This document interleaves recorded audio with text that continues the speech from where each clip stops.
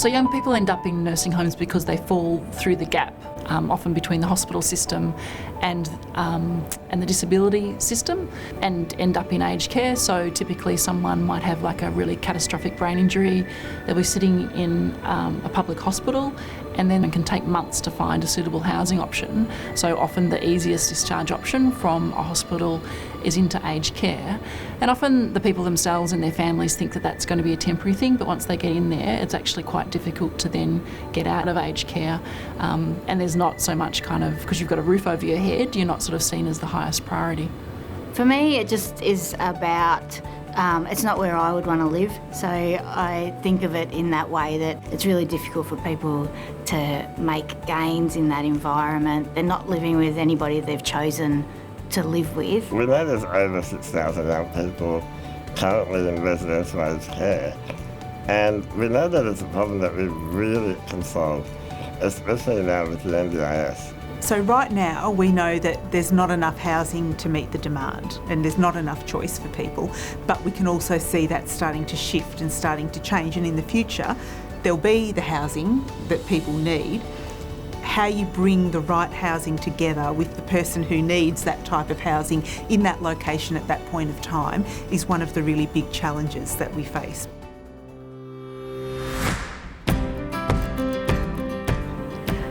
The people that work at the Summer Foundation are really great people, really professional, super smart. Very passionate people. They have a heart for what they do. I've never worked with such amazing people who are so committed to what they do every day. In our leadership team, I feel like we've got lots of mentors who have really specific skills in all different areas that I can learn from every single day.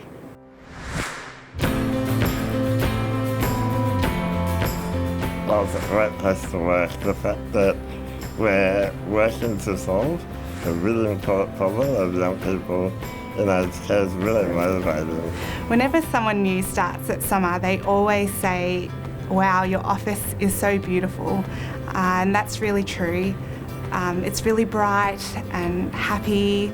I've never worked anywhere as great as the physical environment at the Summer Foundation.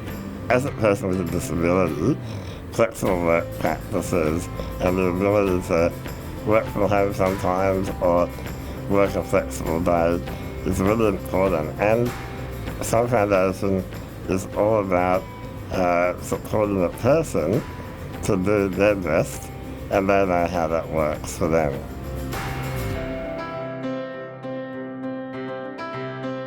Working as a team and bringing those different perspectives together gives us a far better result than if we were to just work in isolation of each other.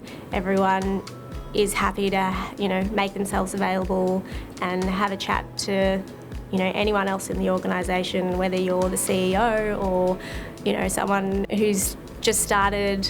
And I think that open communication is what makes, the teamwork possible here.